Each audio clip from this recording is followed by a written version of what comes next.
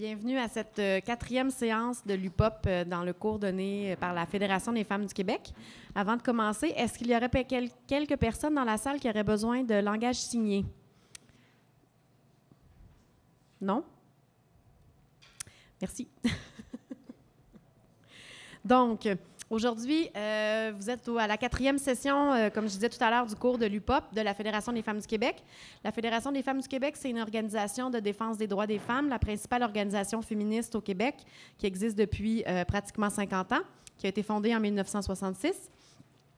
Dans le cadre d'un projet qui s'appelle les États généraux de l'action et de l'analyse féministe, la Fédération des femmes a eu l'idée de faire des cours sur différentes thématiques qui sont en lien avec les États généraux. Donc, ça fait plus de 2 ans qu'au Québec, il y a différents événements publics, différentes actions, différentes sorties, colloques, tables rondes et autres sur différents sujets qui touchent les femmes et les féministes. Et on a organisé 4 séances sur différents thèmes. Et aujourd'hui, c'est une séance sur l'intersection des oppressions et la hiérarchie. Mais avant de vous parler plus davantage de la session d'aujourd'hui et de nos 2 présentatrices, je vais laisser la parole à Alexa Conradi, la présidente de la Fédération des femmes du Québec, pour présenter rapidement le projet des États généraux. Oui. Bonsoir. Est-ce que je suis trop haute? Oui, c'est pas grave. Alors, bonsoir. Le projet des États généraux émane d'une volonté dans le mouvement des femmes de faire le point sur ses stratégies, ses réflexions, ses actions.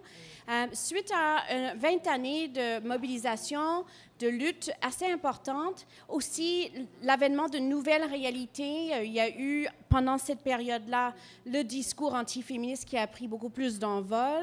Il y a aussi un ensemble de nouvelles féministes qui pose des questions sur les pratiques du mouvement féministe. Il y a eu des luttes sociales importantes, mais il y a aussi l'élection d'un gouvernement conservateur au fédéral, plusieurs gouvernements néolibéraux au Québec, et on s'était dit qu'on avait besoin de rebrasser nos réflexions pour porter un regard sur nos stratégies et notre vision pour l'avenir, pour cesser d'être dans une position de défensive devant ce qu'on porte comme vision de société. Et donc, on a commencé cette démarche il y a à peu près 2 ans et demi. C'est la FFQ qui l'a initiée, mais c'est porté largement par le mouvement des femmes. On a eu plusieurs événements, des consultations, et on a vraiment rebrassé en fond en comble plusieurs sujets. Et lors d'un colloque, il y a à peu près en 2012, on a identifié les enjeux majeurs sur lesquels on voulait se pencher. Et suite à tout ce travail-là, il y a eu des tables de travail, toutes sortes de démarches pour enrichir nos réflexions. On arrive à la fin de cette démarche-là, même la semaine prochaine, c'est du 14 au 17 novembre prochain, le forum qui clôture toute cette démarche-là, où on va adopter des perspectives d'avenir. Et donc, l'idée de faire l'UPOP en lien avec les États généraux, c'est de créer des espaces de partage entre personnes qui sont intéressées, mais peut-être pas forcément engagées dans les démarches actuelles, mais aussi de créer un lieu d'échange et d'appropriation en vue de la soirée. Je peux vous dire, en vue du Forum des États généraux, je pourrais vous dire en terminant qu'on est déjà plus de 800 femmes inscrites au Forum des États généraux et ça augmente tous les jours. Et donc, on risque d'être une bonne gang. Et là-dessus, je vous souhaite une bonne soirée. Juste avant de continuer, j'ai oublié de vous présenter rapidement ce qu'est l'UPOP. Pour celles et ceux qui peut-être ne savent pas, c'est quoi l'UPOP? C'est un groupe, un collectif qui souhaite développer des savoirs alternatifs et surtout la diffusion de ces savoirs-là.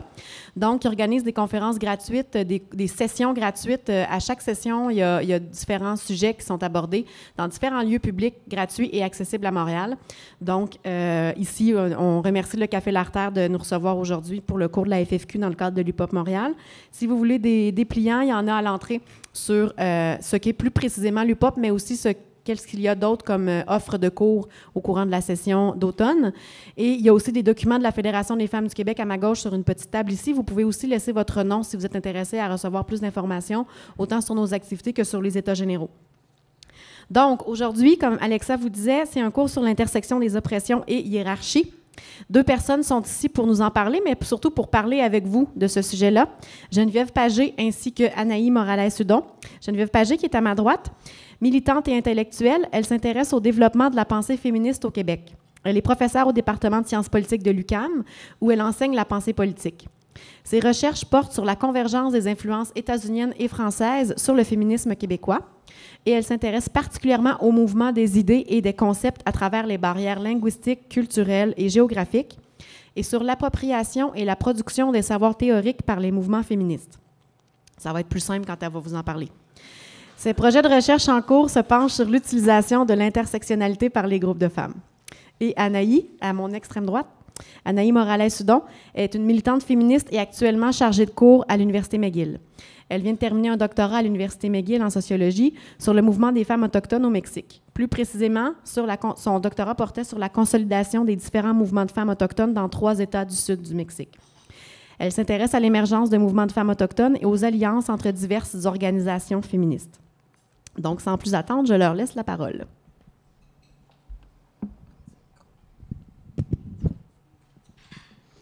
Bonsoir. C'est un peu difficile, on ne vous voit pas beaucoup d'ici, hein? On a les spots dans la face, mais on va essayer de faire ça quand même d'une manière dynamique et en faisant comme si on vous voyait. Alors, aujourd'hui, on va parler de l'intersection des oppressions. Est-ce que le son, ça va? C'est correct? OK. Alors, on va parler de l'intersection des oppressions. L'objectif est de, en fait, avoir une discussion sur comment les différents systèmes d'oppression interagissent entre eux et travaillent ensemble des fois. Et on a décidé de faire ça un peu plus interactif que les autres sessions de l'UPOP pour celles et ceux qui ont assisté aux dernières. Donc, on va faire d'abord une introduction à l'intersection des oppressions. Ensuite, on va vous donner 2 exemples concrets. Puis, tout de suite, on va enchaîner avec une activité de groupe parce que l'objectif, c'est vraiment de développer la réflexion collective et non pas que nous, on vous dise comment faire. Ensuite, on va faire un retour donc en groupe et on va conclure notamment avec des questions pour continuer la réflexion un peu dans le temps puisque ça ne s'arrête pas ce soir, bien évidemment. Donc, je pense que la conclusion va être plutôt évasive. Alors, juste pour situer un peu d'où vient le concept de l'intersection des oppressions, c'est bien sûr une théorie qui vient, dans ce terme-là, qui vient de l'expérience des militantes des femmes Black aux États-Unis, qui ont un historique de plus de 200 ans de révolte, avec notamment des figures de femmes noires très fortes qui se sont battues autant avec les poings qu'avec les mots. C'est donc une histoire de militance qui, depuis le début, doit conjuguer avec différents systèmes d'oppression. Donc, le racisme, l'esclavagisme, le capitalisme, le sexisme, etc. Et donc, dans leur lutte, elles doivent conjuguer et travailler nécessairement avec des hommes qui sont parfois aussi victimes, bon, on va laisser faire le mot victime, mais qui sont parfois aussi que ça a des implications. En fait, le patriarcat et le racisme conjugué ont des implications sur la remise en question de la masculinité noire. Et donc, dans ça, il y a comme un jeu de pouvoir qui parfois s'installe, qui n'est pas super chouette, mais donc elles ont l'habitude de militer côte à côte avec des hommes Black, comme beaucoup d'autres femmes ont à militer avec des hommes dans la vie. C'est pas ça qui est particulier, là, mais bon. Et donc, leur difficulté, c'est tenter de développer une théorie qui correspond vraiment à la complexité de la réalité qu'elles vivent, puisque les différentes théories qui ont cours ne reflètent pas nécessairement ce qu'elles vivent.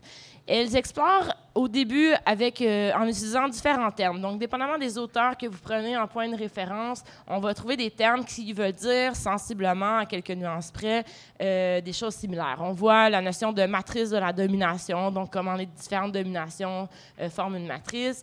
L'idée de double jeopardy, qu'on va voir un peu plus tard, qui est vraiment le fait d'additionner différents systèmes. On va parler il y a une tentative de théoriser une oppression racialo-sexuelle. C'est bien sûr moi qui ai traduit ça, là, c'est pas vraiment un terme en français, racialo-sexuel, mais c'est pas grave. Et donc, mais en fait, c'est aller chercher cette idée-là que l'oppression est vraiment particulière, elle est différente de l'oppression des Noirs, différente de l'oppression des femmes, elle est vraiment particulière. Et aussi le terme de Patricia Hill Collins sur les interlocking systems of oppression, donc des systèmes d'oppression imbriqués. C'est la meilleure traduction, je pense qu'on peut en faire. Donc, il y a comme une diversité de termes qui voient le jour dans l'histoire dans les années 60, 70, 80. Et finalement, il va y avoir une espèce de... C'est pas une sélection voulue, là, c'est l'effet de l'académie, l'effet de l'histoire font en sorte qu'il y a un terme qui pogne plus que les autres puis qui se met à être donc utilisé pour parler un peu de phénomènes similaires. Les éléments clés qui se retrouvent dans tous ces termes-là. Il y en a plusieurs, donc je vais essayer de vous les nommer. La première, c'est le sentiment que leur expérience est marginalisée, peu importe le milieu dans lequel elles militent. Donc, quand elles militent avec les Blacks, en tant que femme noire, elles se retrouvent marginalisées. Quand elles militent avec les féministes, elles se retrouvent marginalisées. C'est bien rendu dans le slogan, dans le titre d'un texte qui s'appelle « All the women are white, all the blacks are men, but some of us are brave ». Okay, qui essaie vraiment de rendre l'idée que les femmes, c'est des blanches, puis les hommes, c'est des noirs, puis nous, on est quelque part dans le milieu, puis on n'a pas vraiment notre place. Et donc, l'objectif, c'est de remettre leur expérience au centre des théorisations, au centre des débats et au centre des luttes militantes. Et donc, de développer une théorie qui colle à leur réalité.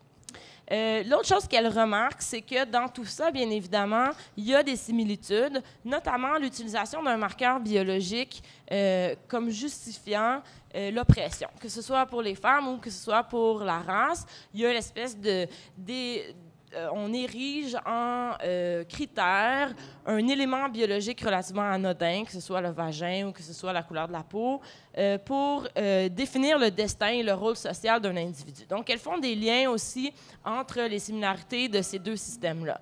Le capitalisme, c'est pas si clair sur quoi il se base. En fait, il se base sur les autres systèmes pour définir les hiérarchies, mais c'est quand même présent. Ça suit bien en arrière? OK. Moi, j'ai comme... si je vois là, j'ai l'impression que c'est là, mais c'est pas connecté, alors c'est super drôle. L'autre élément essentiel, c'est le refus du cadre, ce qu'on appelle le cadre moniste. En fait, le refus de hiérarchiser les luttes. Il y a certaines féministes qui vont dire que le patriarcat, c'est l'ennemi principal. Il faut bien sûr remettre en contexte que ces féministes-là répondent aux marxistes qui disent que le seul système d'oppression le premier système d'oppression, c'est le capitalisme, et que donc, en abolissant le capitalisme, les femmes vont être libérées parce que le seul réel système d'oppression, c'est le capitalisme. Et donc, les féministes répondent à ça en disant non, non, non, l'ennemi principal, c'est le patriarcat, il prédate le féminisme. Et de l'autre côté, certaines organisations black vont aussi dire mais le système qui a le plus d'influence sur notre vie, c'est le racisme. C'est ça qui a vraiment le plus d'impact au quotidien dans nos vies. Alors, je vous ai mis un autre titre intéressant qui s'appelle Notes for Yet Another Paper on Black Feminism, or Will the Real Enemy Please Stand Up? OK? Est-ce que l'ennemi principal peut se lever, qu'on peut s'identifier une fois pour toutes, puis qu'on règle la question? Dernier élément qui se retrouve vraiment présent dans leur réflexion, c'est l'idée que repenser les rouages de l'oppression à partir de la situation des femmes noires va vraiment servir à comprendre mieux toutes les oppressions. Que l'expérience qu'elles ont de cette multiplicité-là serait une force, en fait, pour l'ensemble des mouvements, pour bien remettre en question comment l'oppression fonctionne au quotidien. Et avec ça, on arrive à une définition que moi j'utilise, ou en tout cas que dans les lectures, moi je me mets à utiliser. Qu'est-ce que l'intersection des oppressions? Alors, il y a 3 éléments sur lesquels on va revenir au courant de la session. Premier élément, l'idée que les oppressions sont vécues de manière simultanée et seulement différenciables les unes des autres. Quand on est victime, par exemple, du fait qu'on se fait refuser une promotion, par exemple. Mais si on est quelqu'un qui combine différents systèmes de marginalisation, on ne sait jamais c'est laquelle vraiment qui fait en sorte qu'on se fait refuser une promotion. Hein, c'est tout le temps, c'est-tu parce que je suis une femme, c'est-tu parce que parce que je suis racisée? Est-ce que c'est parce que j'ai dit l'autre fois que... Bon, on ne sait jamais, c'est difficile d'identifier dans un individu c'est quel vraiment système qui est en place. Et souvent, de toute manière, c'est toute la même chose. Puis on va y revenir à ça. Le deuxième élément, c'est que les systèmes de pression s'alimentent et se construisent mutuellement tout en restant autonomes. C'est vraiment sur ça qu'on va travailler aujourd'hui, essayer de comprendre comment les systèmes de pression ils travaillent ensemble et ils s'alimentent et comment des fois ils se contredisent aussi. On peut s'amuser à voir ça aussi. Troisième élément, par conséquent, la lutte ne peut être conceptualisée comme un combat contre un seul système de pression. Les systèmes doivent être combattus de manière simultanée et ils ne peuvent être hiérarchisés dans la lutte. Okay? Donc, l'idée qu'on est féministe, il faut être féministe, mais si on met de l'avant un féministe qui est raciste, on se tire dans le pied. Si on met de l'avant un féministe qui est capitaliste, si on met de l'avant un féministe qui est capacitiste ou agiste, ben on tire dans le pied des femmes qui sont supposées d'être, avec lesquelles on est supposé être en solidarité. Donc, un peu cette idée-là. Là, je parle beaucoup, hein? Alors, on distingue l'approche intersectionnelle de deux autres approches qui ont été discutées en tout cas chez les Américaines, notamment ce qu'on a nommé tantôt l'approche moniste, donc l'approche qui dit que il y a vraiment un système à abattre, c'est soit le patriarcat, soit le capitalisme, peu importe dans lequel on s'inscrit. C'est-à-dire qu'il y a un système premier qu'on doit d'abord abattre et ensuite on va s'occuper des autres systèmes, puis ça va découler beaucoup plus facilement une fois qu'on va avoir réglé ce premier système-là. Ça se distingue aussi de ce qu'on appelle l'approche additive, qui est l'approche qui est comme... tu fais vraiment une addition des oppressions. Fait que c'est l'idée que moi, je suis femme et handicapée et lesbienne et etc. Et donc, je suis triplement oppressée. OK? Puis ça nous amène dans une dynamique de hiérarchisation de l'oppression, de qui est le plus opprimé. « Ouais, mais là, toi, t'es latino, là, tu me bats, mais moi, je viens de la classe ouvrière. Fait que là, laquelle de nous deux qui est la plus oppressée? » On rentre dans une dynamique comme ça qui ne reflète pas nécessairement la texture de la réalité qu'on vit, qui font juste comme... ça ne s'additionne pas vraiment. Donc, ces idées-là, c'est différent de l'approche de l'intersection des oppressions. On n'a quand même pas beaucoup de temps, alors je vais le passer, mais on y reviendra sur la consubstantialité puis les rapports sociaux si jamais ça vous intéresse.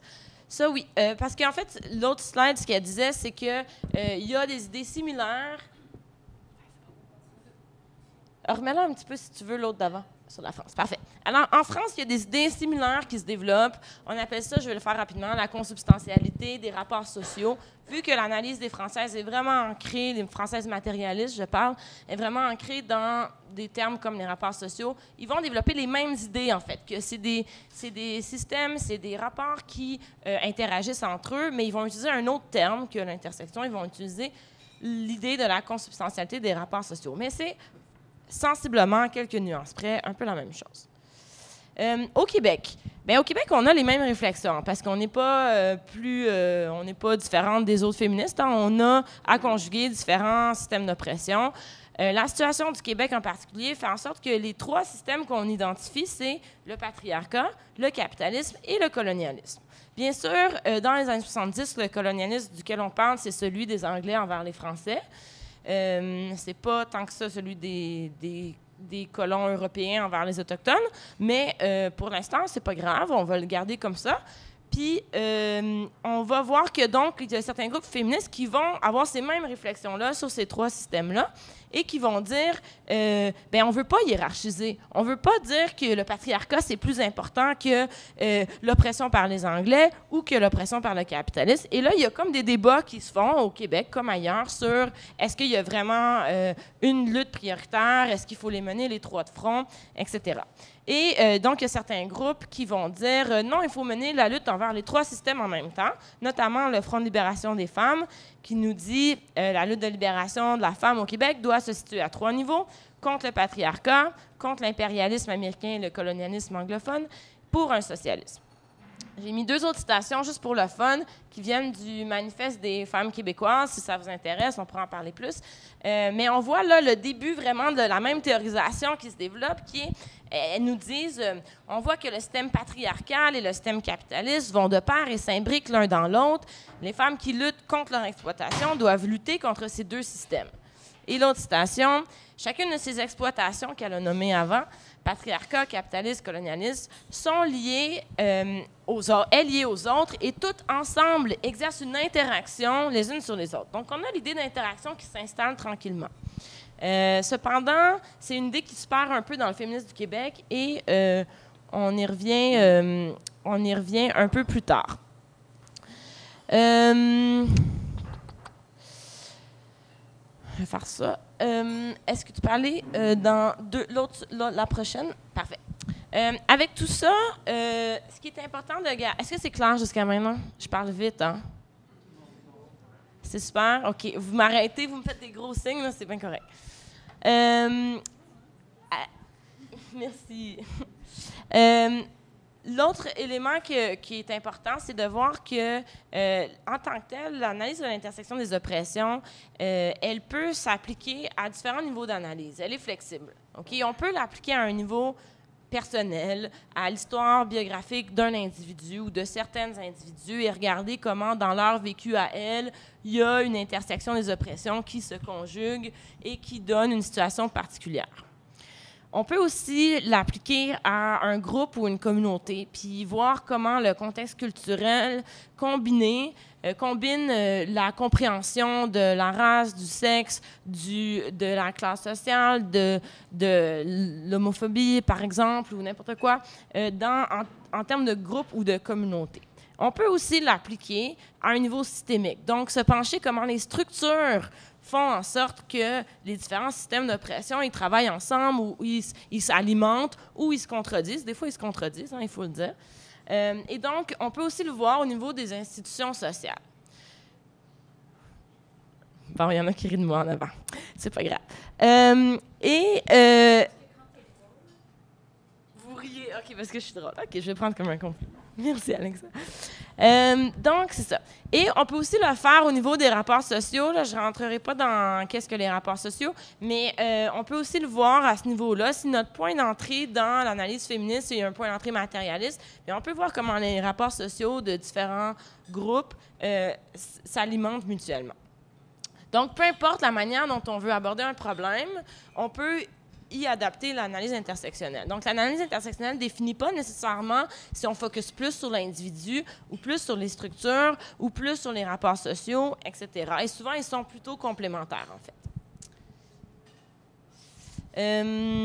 Donc ça, je l'ai pas mal expliqué, alors on va le sauter.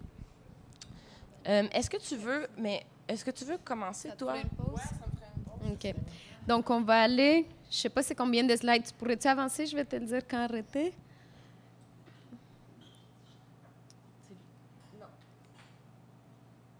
C'est bon. Oui, celle-là.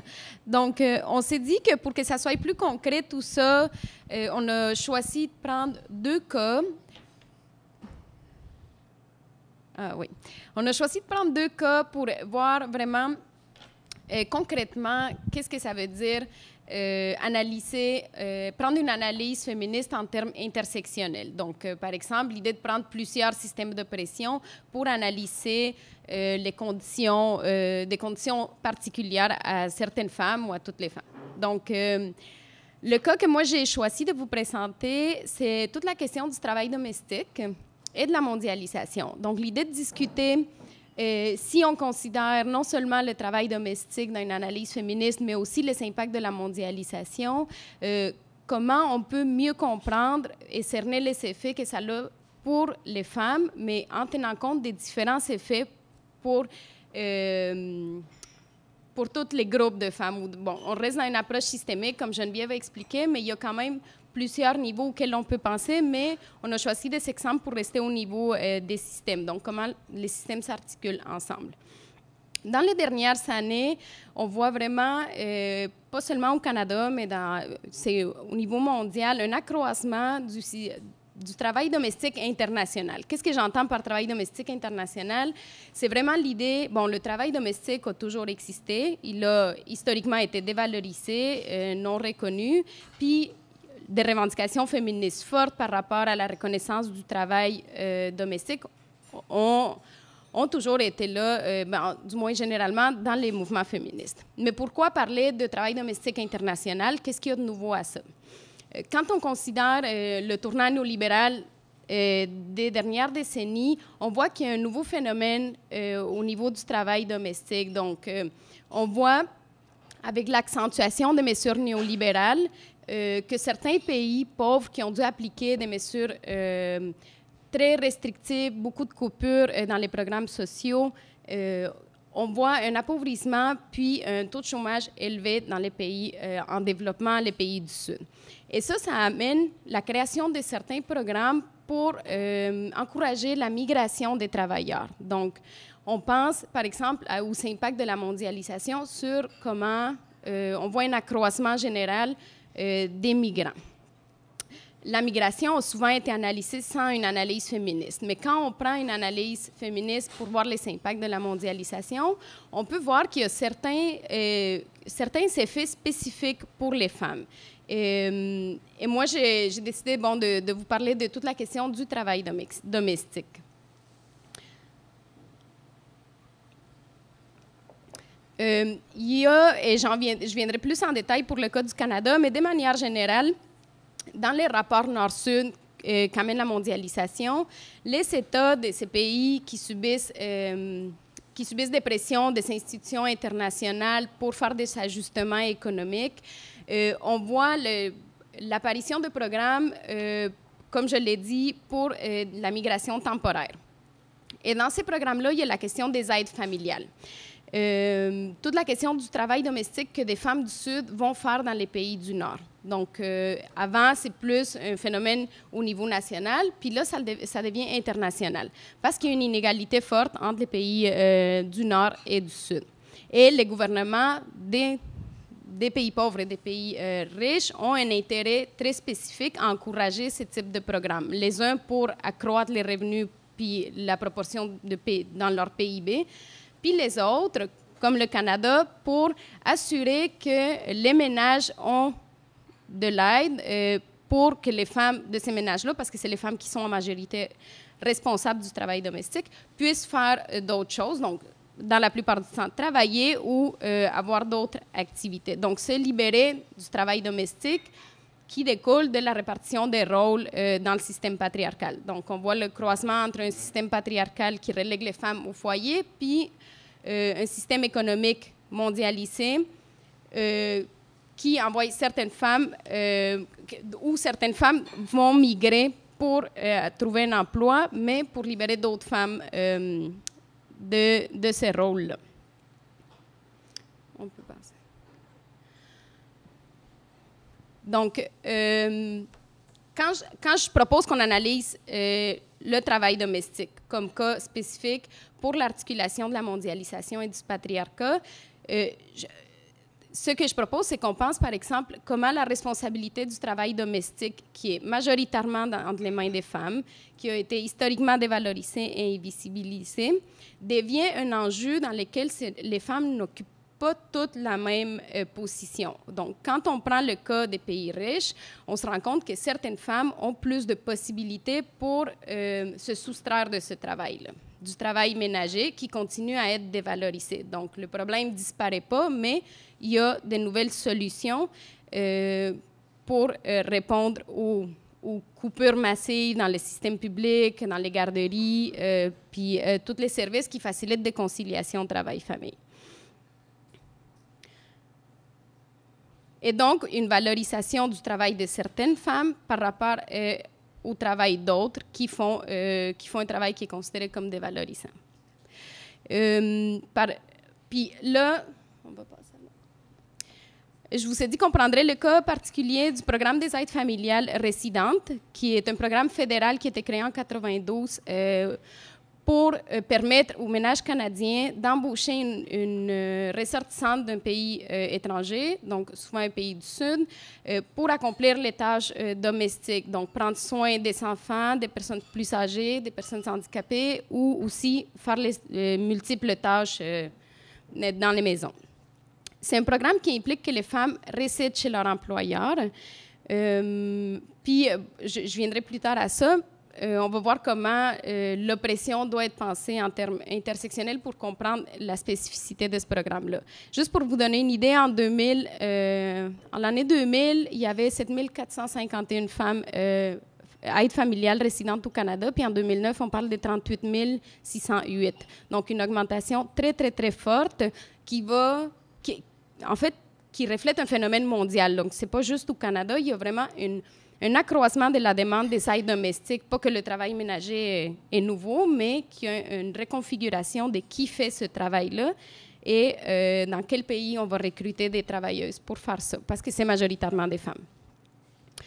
Donc, comme je le disais, c'est un travail domestique qui libère du temps pour certaines femmes, mais qui implique que des femmes des pays pauvres vont souvent laisser derrière leur famille et venir s'installer au Canada, qui vont résider chez leur employeur et qui doivent répondre à des conditions très particulières. Et l'intérêt du programme canadien, qui est considéré comme un des meilleurs dans les pays occidentaux, c'est qu'il permet d'obtenir la résidence permanente.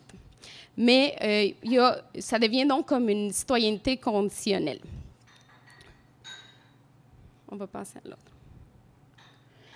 Et quand je parle de citoyenneté conditionnelle, je parle d'une réglementation restrictive en termes de droits sociaux et de droits du travail. Il y a certains droits que les femmes n'ont pas accès à, notamment le droit de se syndiquer, aussi des droits spécifiques au niveau de la santé et sécurité au travail. Je n'entrerai pas dans les détails, mais c'est juste pour illustrer que même si ces femmes viennent travailler au Canada pour une période de quelques années, dans la majorité des cas, elles n'ont pas les mêmes droits. Donc, elles sont considérées comme ayant une citoyenneté de seconde classe. Pourtant, elles contribuent par leur travail aussi monétairement à différents programmes. Donc, elles auraient théoriquement certains droits qu'elles n'ont pas effectivement. Puis bon, je ne parlerai pas là des conditions. Les conditions sont vraiment précaires, il y a des protections très limitées, puis elles sont surtout dans une position de vulnérabilité. Et c'est là que c'est intéressant de penser à comment les deux systèmes s'articulent pour voir quels impacts différents elles ont sur les femmes. Donc, ce n'est pas la même chose être avec un visa temporaire au Canada en faisant du travail ménager qu'en ayant sa citoyenneté et n'ayant pas les restrictions qu'implique résider chez un employeur, pas connaître beaucoup de gens, pas avoir accès à des cours de francisation, pas avoir certains droits.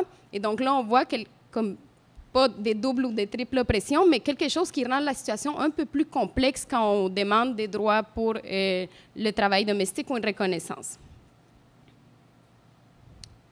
Et ouais, je vais arrêter là pour qu'on ait le temps de voir le deuxième exemple. OK. On va revenir en arrière. Après les niveaux d'analyse. Désolée pour les détails techniques. On avait mal calculé notre temps. OK, la prochaine? Ouais, voilà. Alors, le deuxième cas qu'on va regarder, c'est le contrôle du corps des femmes et plus particulièrement la reproduction. Et on part du postulat que les raisons qui poussent à contrôler le corps des femmes, notamment la reproduction, prennent leurs racines dans deux systèmes qui s'alimentent mutuellement, soit le patriarcat et le racisme.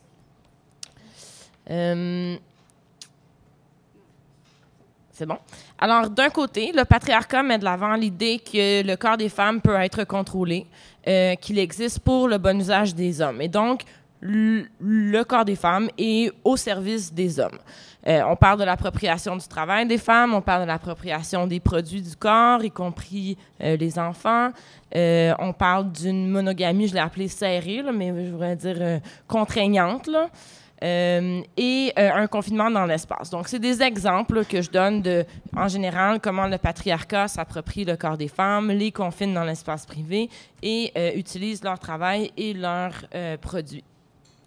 De l'autre côté, on a le racisme qui met de l'avant l'idée, il manque un mot, l'idée qu'afin de produire une progéniture visant la perfection de la race, il faut que les gens supérieurs se reproduisent avec des gens supérieurs. Hein? Peu importe qu'est-ce qu'on définit comme étant supérieur.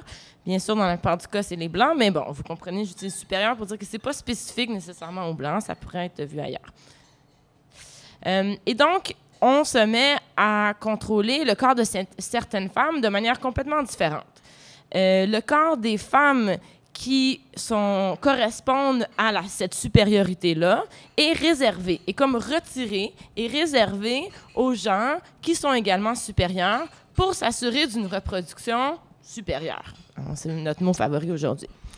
Un homme inférieur, on peut dire racisé ou on peut dire peu importe, qui procrée avec une femme supérieure, commet nécessairement un affront, pas seulement envers la femme, on se fout un peu de son consentement réel, de si elle avait envie de ça, c'est pas ça qui est important. Il commet un affront à toute la communauté des supérieurs. Et donc, souvent, il est accusé, c'est drôle, mais c'est pas vraiment drôle. Il est accusé souvent, indépendamment de si des circonstances qui ont mené, si même il y a eu acte sexuel, juste le fait d'être soupçonné d'avoir eu un acte sexuel avec une femme blanche par un noir pouvait, et dans une certaine mesure, mais de manière complètement différente aujourd'hui encore, être lié, en fait, avoir comme conséquence une exécution sur place, sur la place populaire, juste le fait qu'il y ait un soupçon que ce soit arrivé, indépendamment de si la femme avait envie de cette relation-là ou pas, ça c'est un peu accessoire dans toute l'histoire. C'est donc un viol par défaut. De l'autre côté, les autres femmes, donc les femmes qui ne sont pas supérieures, ont un rôle à jouer différent. Hein? C'est pas le même rôle, c'est pas le rôle de la reproduction, c'est le rôle de l'exutoire sexuel, la reproduction de certaines classes de travailleurs et l'entretien des autres. Donc, on réserve au corps de ces femmes-là des rôles différents dans la reproduction et dans la manière dont on va les confiner dans l'espace et la manière dont on va les contrôler, en fait. Voilà. Oui. Next.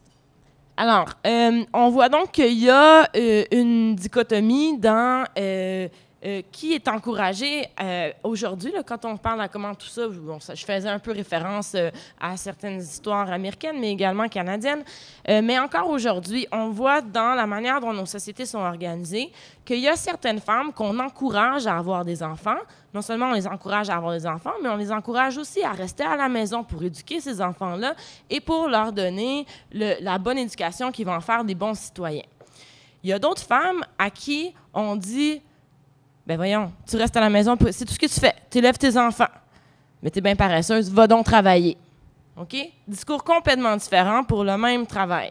Alors, bien sûr, les femmes qui soient soit blanches de la classe plus pauvre, soit des femmes racisées, les Autochtones, j'en parle même pas, on leur dit qu'elles ne devraient pas seulement s'occuper de leur famille, elles devraient sortir de chez elles, ne pas profiter de l'assurance, l'aide sociale, merci, et aller travailler au salaire minimum pour faire vivre leur famille plutôt que de s'occuper de leur famille. Parce que, franchement, elles vivent au poids de la société, elles vivent aux dépens de la société.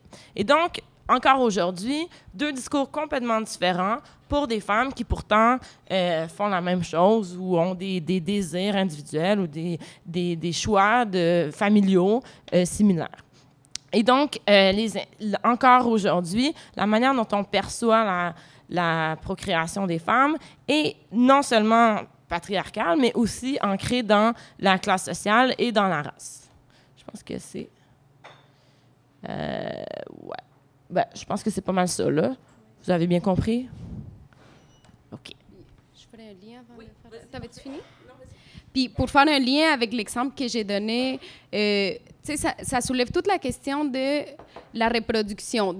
Pas seulement quelles femmes on veut qu'elles aient des enfants, mais aussi dans quel pays. Donc, toute la question que les pays du Nord, les pays riches, peuvent développer des programmes pour que les foyers aient de l'aide dans les familles plus aisées, mais quand on regarde dans le reste du Canada comparativement au Québec, il y a quand même des différences importantes parce qu'ils ont moins de services publics de conciliation travail-famille, mais sur quelle famille on veut qu'elles se reproduisent puis qu'elles aient tout le support, tandis que les femmes qui viennent faire du travail domestique, les aides familiales, laissent leur famille derrière et après elles subissent toute la question du jugement aussi de « tu n'es pas une bonne mère, tu es partie ailleurs élever les enfants de quelqu'un d'autre ».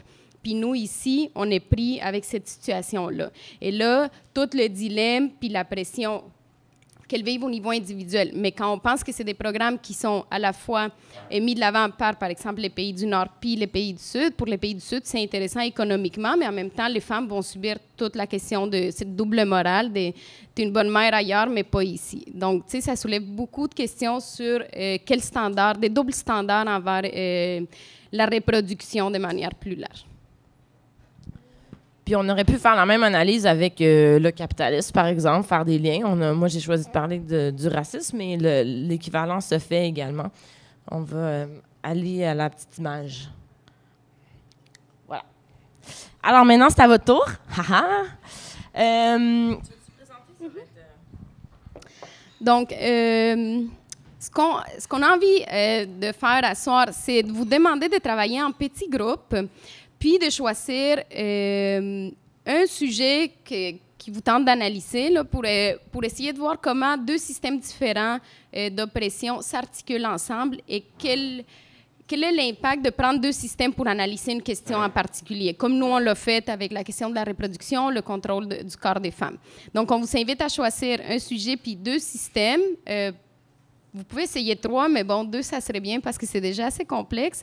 Puis on ferait un retour après pour discuter un peu du défi de penser l'articulation des différents systèmes d'oppression. Donc, quel impact ça a pour la manière qu'on pense différents enjeux? Puis aussi, plus tard, on discutera de quels impacts ça a au niveau des revendications puis dans l'action. Donc, on va vous donner, je ne sais pas... on va s'ajuster, mais une vingtaine de minutes pour travailler en petite équipe. Si vous avez des questions, on va se promener, puis on va essayer de vous guider si besoin. Donc, on vous inviterait peut-être à y aller de manière un peu stratégique parce que pour maximiser un peu notre temps, de travailler avec les gens autour de vous. Puis, voilà. D'autres choses? On en a mis quelques-uns. C'est pas restreint à ça nécessairement les systèmes. C'est les plus courants. Puis allez-y avec ce qui vous semble le plus facile, là, autre que ce qu'on a dit, bien sûr. Il ne faut pas refaire le travail qu'on a fait.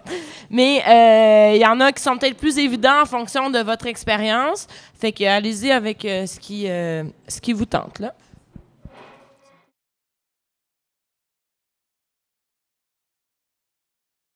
Maintenant qu'on a réfléchi, puis vous avez été un peu plus dans le détail que ce qu'on s'attendait, mais c'est parfait. Maintenant qu'on a réfléchi à se questionner sur OK, comment les systèmes travaillent ensemble, après ça, c'est comment on fait pour lutter contre tous ces systèmes-là en même temps. C'est pas nécessairement évident, parce que c'est facile à dire, on est capable de faire des liens, ah ouais, non. Mais après ça, quand on s'assoit puis on se dit OK, c'est quoi la prochaine revendication à amener? Ben des fois, c'est un peu plus compliqué.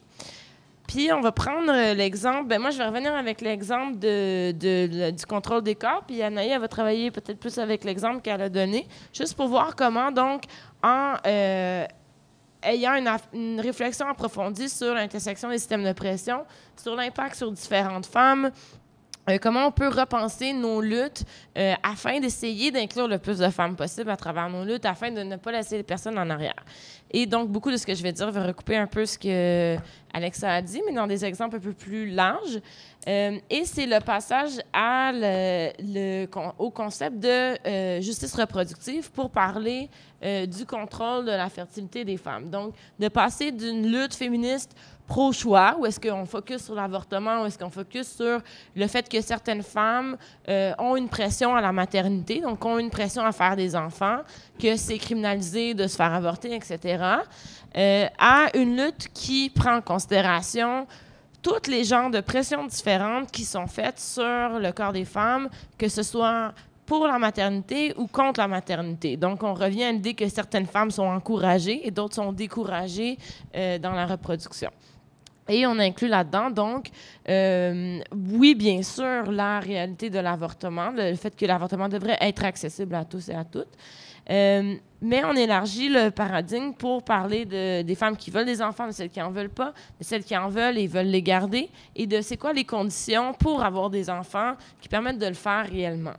Et de s'éloigner, en fait, seulement du choix individuel des femmes, s'éloigner un peu du concept vraiment néolibéral de choix individuel, que comme si une femme faisait son choix indépendamment de la situation dans laquelle elle se retrouve, indépendamment des structures en place pour la soutenir dans son choix, indépendamment des pressions qui existent d'un côté comme de l'autre. OK? De donc considérer ces choix-là comme des enjeux collectifs pour se donner des possibilités.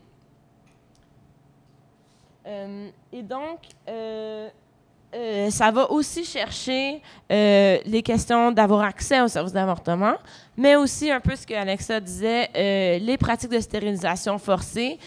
Au Canada, historiquement, les femmes autochtones ont subi des stérilisations forcées, les femmes avec des déficiences intellectuelles, les femmes racisées, certaines femmes handicapées. On peut aussi inclure dans ça les enfants qui naissent avec... qui se font faire des chirurgies à la naissance parce que leur sexe est indéfini à la naissance, qui vont se faire forcer à subir une opération pour choisir un sexe, qui va souvent les rendre infertiles. Donc, il y a différentes situations qui font en sorte que on n'a pas le choix ou on se fait imposer une certaine stérilisation. De la même manière, aux États-Unis, il y a des cas, les femmes noires, les portoricaines, les femmes incarcérées, des fois, vont se faire stériliser force. Les femmes qui ont des problèmes ou qui essayent de gérer leurs problèmes de consommation vont se faire retirer leurs enfants. Plus récemment, un peu ce que tu parlais tantôt, le droit à les processus in vitro. Donc, les femmes infertiles, les couples infertiles, aussi les lesbiennes, les mères monoparentales. Les femmes seules en devenir mères monoparentales, elles ne le sont pas encore. Et ainsi que, un peu ce qu'Anaïs disait, le fait que les aides familiales ont, dans leur visa, dans les 2 premières années qu'elles sont au Canada, elles n'ont pas le droit de tomber enceinte. Si elles tombent enceintes, c'est un bris de contrat. Alors, c'est terminé. Il ne faudrait surtout pas qu'elles viennent ici juste pour tomber enceinte, faire des enfants canadiens. Ce serait vraiment la fin du monde. Next. Et aussi de garder les enfants une fois qu'on est là, de comprendre l'éducation des enfants dans un contexte plus large que juste la mère, de voir comprendre la communauté dans ça, notamment en dénonçant le système des pensionnats indiens. Pour ceux et celles qui ne connaissent pas beaucoup sur ça, on peut en parler peut-être après, mais le fait que beaucoup de familles autochtones se sont fait enlever leurs enfants de force, envoyés dans des pensionnats indiens où il y a eu nombre d'abus sexuels et autres et physiques qui a complètement non seulement déraciné de leur culture les enfants, mais créé toute une génération de gens qui avaient grandi dans une violence atroce et qui donc se mettent parfois à la reproduire à l'occasion. Et enlever les enfants aux femmes incarcérées, non. Et oui, déporter justement, quand on déporte des femmes qui sont en immigration illégale, qui ont eu des enfants ici, qu'est-ce qu'on fait avec les enfants? Bref, toute la relation voilà. Alors, je vais arrêter là, mais donc, penser comment on fait pour repenser nos luttes, changer de paradigme pour que nos luttes mettent de l'avant la même revendication. C'est la revendication du contrôle du corps des femmes, mais qui va aller chercher, prendre en compte toute une multiplicité de situations et qui ne fera pas en sorte que pendant qu'on avance les intérêts d'une catégorie de femmes, on invisibilise ce qui se passe chez les autres femmes ou on met de l'avant tout le temps l'expérience des mêmes femmes qui devient l'enjeu central du féminisme. Et vraiment de penser à comment... prochaine slide. Comment on peut, donc, c'est ça, repenser tout ça en insérant ces choix individuels-là dans une perspective collective et d'inclure toutes les femmes dans nos revendications, pas juste celles qui nous ressemblent. Et donc, c'est automatiquement la référence à laquelle on pense. Quand on se dit, ah oui, quand on pense au contrôle de la reproduction, c'est automatiquement, ah oui, l'avortement. Parce qu'en tant que femme blanche, bien, historiquement, c'est ça qu'on nous a nié. On nous a nié le droit de ne pas avoir d'enfants, puisque notre rôle, c'était d'avoir des enfants. Mais ça n'a pas été le cas pour toutes les femmes. Donc, comment on fait pour prendre tout ça en même temps dans nos... Alors, je vais essayer de faire un peu le même exercice puis de voir avec l'exemple que je vous ai présenté sur les travailleuses, les aides familiales, comment on pourrait penser des demandes qui sont quand même historiques pour le mouvement des femmes, toute la question du travail domestique. Donc, on pense nécessairement, ce qui vient en tête, c'est la répartition des tâches, avoir plus d'égalité dans les couples, mais on pense souvent à ça sans voir l'échange monétaire ou le travail contractuel qui peut s'y trouver pour certaines femmes. Donc, la question qu'on commence à sous-contracter le travail ménager Puis quand on se demande c'est qui ces femmes-là, on voit toutes les inégalités entre différents pays. Je ne sais pas si c'est clair, mais si on refait comme un peu... si on analyse les impacts que la mondialisation a, comme je l'ai expliqué, bien, on voit que la situation peut être plus complexe que seulement un foyer traditionnel, là, dans le sens qu'on l'entend quand on pense aux demandes qu'il y avait pour rémunérer le travail domestique ou plus d'égalité au niveau des tâches domestiques.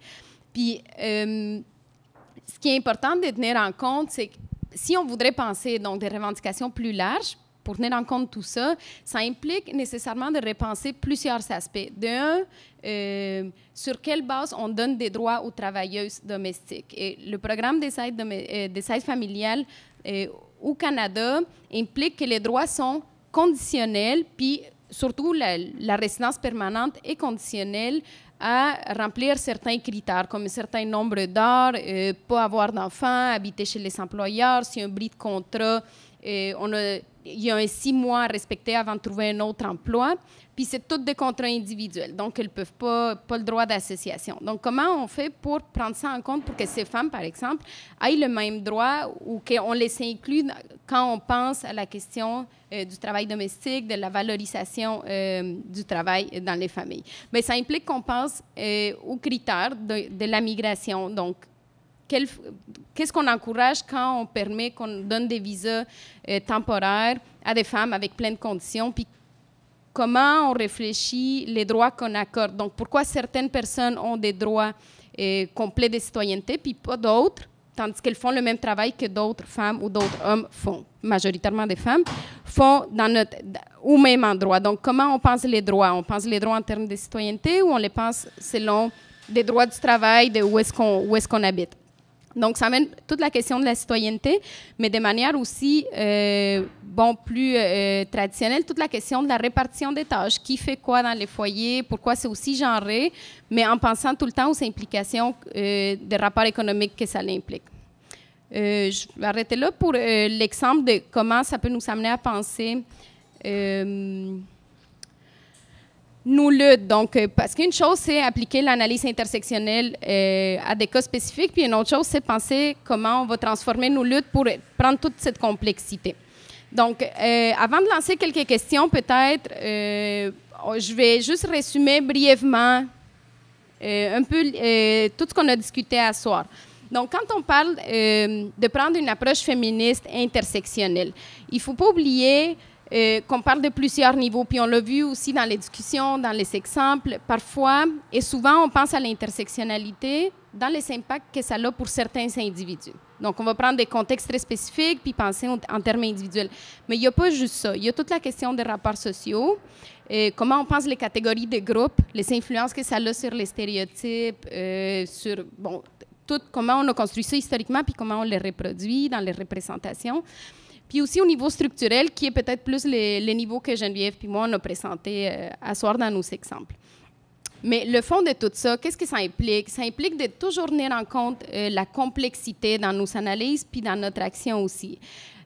Par complexité, on parle de l'idée qu'il y a différents systèmes de pression qui s'entrecroisent, s'articulent simultanément. Donc, on ne peut pas juste faire abstraction de ça puis les diviser pour penser nos luttes ou pour penser l'analyse des oppressions. Il faut aussi tenir compte du contexte. Et avec l'exemple de la mondialisation, on peut voir comment, quand on contextualise, par exemple, le travail domestique, bien, ça a des impacts très différents, puis il y a toute une question structurelle, individuelle derrière ça. Ça nous amène aussi, ça nous invite, en fait, l'analyse intersectionnelle à ne pas essayer de hiérarchiser. Donc, qu'il n'y ait pas cette compétition comme l'approche additive de « moi, je suis triplement oppressé, toi, tu es doublement oppressé », et puis nécessairement, on va hiérarchiser, puis on a des luttes qui sont prioritaires. Donc, ça nous invite à penser autrement, à abandonner un peu cette espèce de logique qui a caractérisé certains mouvements. Puis aussi, l'idée que les catégories sont hétérogènes, elles sont construites, donc elles ne sont pas... les catégories qu'on reproduit, ben, on doit les déconstruire, on doit les questionner, mais elles existent quand même, puis elles ont des effets réels. Donc, toujours garder ça en tête. Puis finalement, que la manière qu'on analyse l'oppression, si on la complexifie, ben, ça a aussi des effets sur l'action.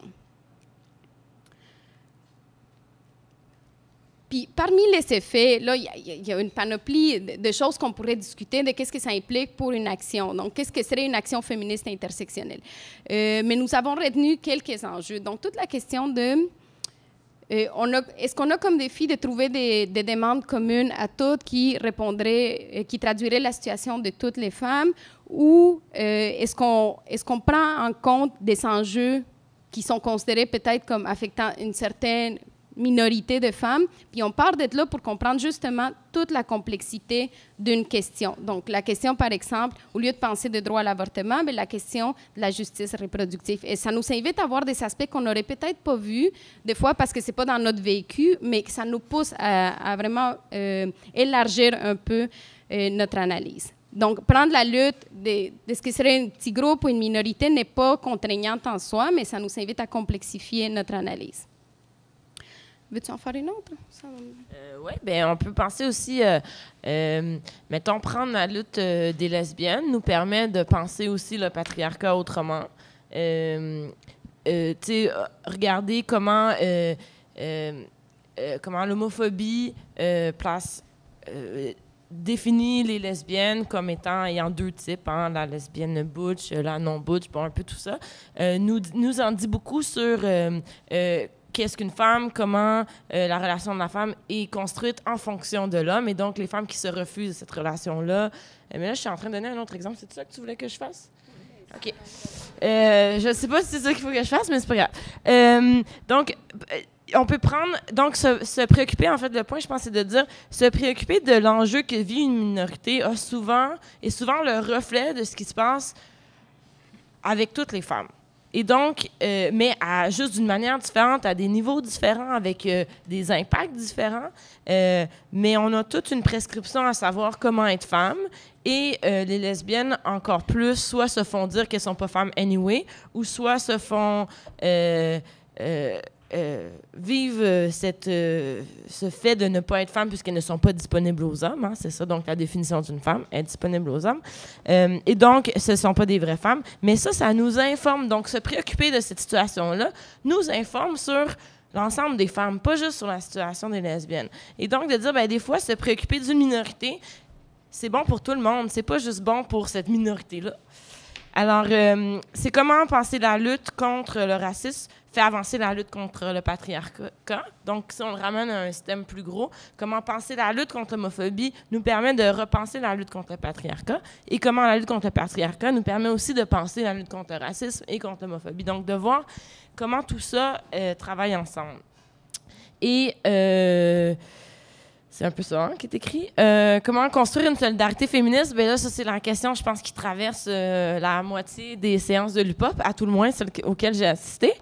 Mais c'est donc un beau défi qui reste à faire dans l'action. Parce que là, on vous a parlé pendant 2 heures, on a fait un beau petit exercice, c'est vraiment chouette. Mais après ça, dans la priorisation des luttes, quand on va parler, si vous êtes là aux États généraux, on va se donner des grands comment on dit ça? Merci, des grandes orientations pour les 10 prochaines années, les 20 prochaines années, attention, rien de moins. Alors, comment on fait pour intégrer toutes ces réflexions-là qu'on a dans le choix de ces priorités-là pour qu'il n'y ait pas de femmes qui soient laissées derrière, autant chez les femmes racisées ou les femmes, on peut parler d'immigration, on peut parler de femmes handicapées, mais aussi de voir comment tout ça, ça sert à toutes les femmes et qu'il n'y ait aucune femme qu'on laisse derrière. Voilà, moi, c'est ce que j'ai à dire. C'est bon. C'est une belle conclusion. Alors, souvent, ben, c'est le fun de penser à cette image-là en la comparant à l'image plus connue pour penser comment l'intersectionnalité affecte notre manière de concevoir puis de penser la lutte féministe. Donc, je pense que Geneviève a très bien conclu ça, donc je vais arrêter là.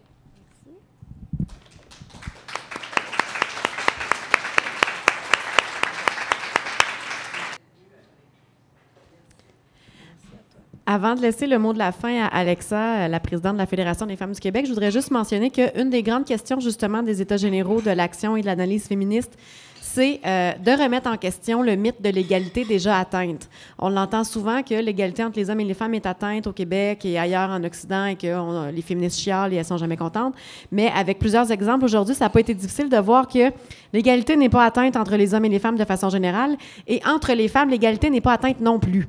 Donc, à différents niveaux, justement, il y a une certaine hiérarchie, il y a des situations d'inégalité qui sont reproduites inconsciemment ou consciemment au sein des femmes en général, de la catégorie femmes, mais aussi au sein du mouvement des femmes, mouvement féministe. Donc, c'est entre autres à ces grandes questions-là qu'on invite. On est plus de 800 personnes, là, plus de 800 femmes qui sont déjà inscrites pour participer au forum final qui est du 14 au 17 novembre.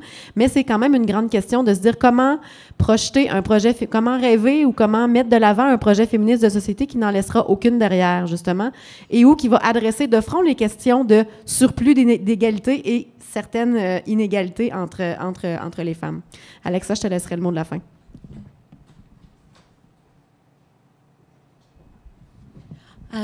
J'aimerais d'abord remercier nos panélistes et Eve-Marie pour avoir animé. Oui. Et c'est la dernière de notre série.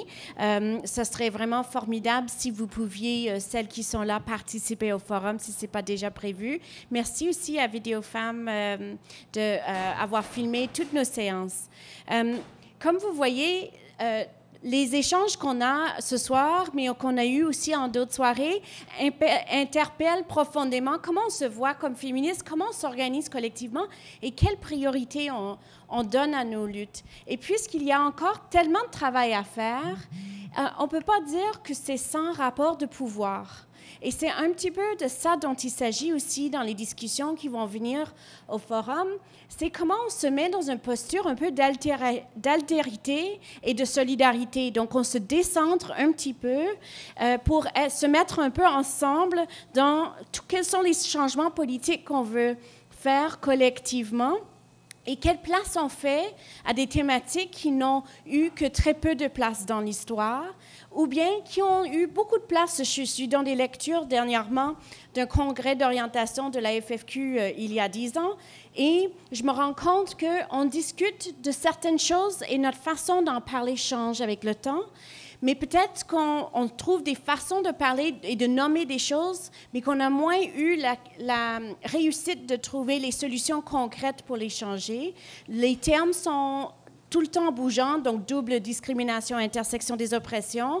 Mais ce dont on parle, c'est hiérarchie sociale entre les femmes et entre quiconque dans la société. Donc, comment on va continuer à bâtir un projet féministe contre toute forme de domination? C'est un peu à ça...